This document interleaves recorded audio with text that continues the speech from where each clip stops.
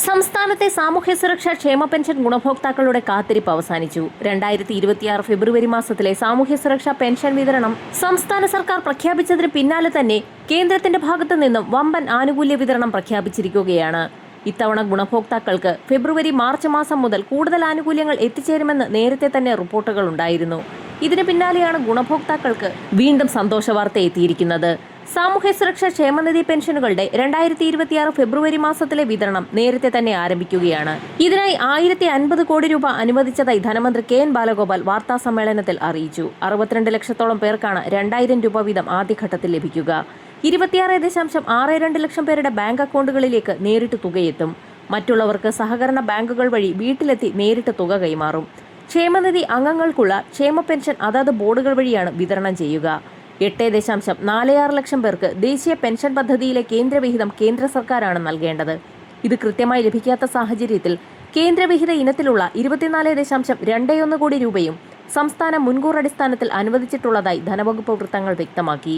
ഈ വിഹിതം കേന്ദ്ര സർക്കാരിന്റെ PFMS സംവിധാനം വഴി ഗുണഭോക്താക്കളുടെ ബാങ്ക് അക്കൗണ്ടുകളിലേക്കാണ് ക്രെഡിറ്റ് ചെയ്യപ്പെടുക.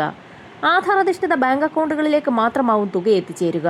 അതിനാൽ തന്നെ ആധാർ സീഡിംഗ് കൃത്യമായി നടത്തിയിട്ടില്ലാത്ത ഗുണഭോക്താക്കൾ എത്രയും വേഗം തന്നെ പൂർത്തിയാക്കേണ്ടതാണ്.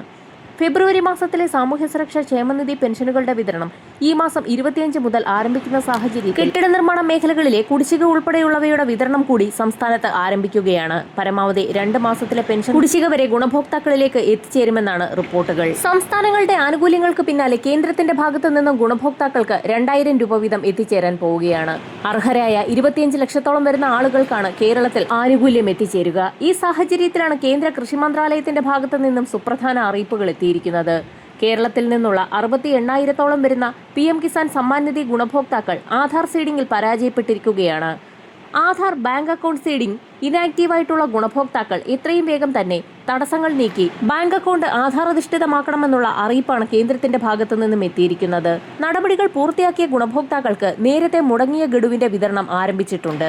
പുതിയ ഗഡുവിന്റെ വിതരണ നടപടികൾ ആരംഭിച്ച സാഹചര്യത്തിൽ നേരത്തെ കുടിശ്ശികയുള്ള ഗഡു അടക്കം പരമാവധി ഗുണഭോക്താക്കൾക്ക് 4000 രൂപ വരെയാണ് വരുന്ന ആഴ്ചയിൽ എത്തിച്ചേരാൻ പോകുന്നത്.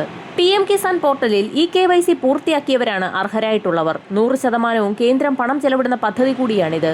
അതേസമയം കേരളത്തിൽ 7694 കുടുംബങ്ങളിൽ ഭാര്യയും ഭർത്താവും ആനുകൂല്യം പറ്റുന്നുണ്ടെന്ന് അടുത്തിടെ കണ്ടെത്തിയിട്ടുണ്ട്.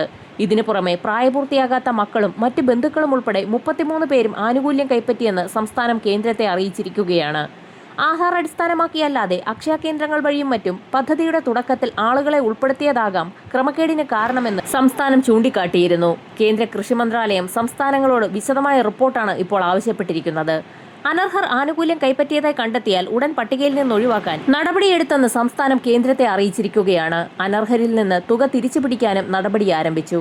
കേരളത്തിൽ 63,819 അനർഹർ ആനുകൂല്യം കൈപ്പറ്റിയെന്നും ഇതിൽ 26,989 പേർ ഇതിനകം പണം തിരിച്ചടച്ചെന്നും സംസ്ഥാനതല ബാങ്കേഴ്സ് സമിതിയുടെ റിപ്പോർട്ടും ഇപ്പോൾ പുറത്തു വന്നിരിക്കുകയാണ്. പുതിയ തുകയുടെ വിതരണ നടപടി ആരംഭിച്ചതോടൊപ്പം തന്നെ അനർഹരെ പിടികൂടുന്നതിനുള്ള നടപടിയും കർശനമാക്കിയിരിക്കുകയാണ്. വരും ദിവസങ്ങളിൽ കൂടുതൽ അറിയിപ്പുകൾ പുറത്തുവരും. വരും മണിക്കൂറുകളിലെ സർക്കാർ അറിയിപ്പുകൾക്കായി ചാനൽ സബ്സ്ക്രൈബ് ചെയ്യാൻ മറക്കാതിരിക്കുക.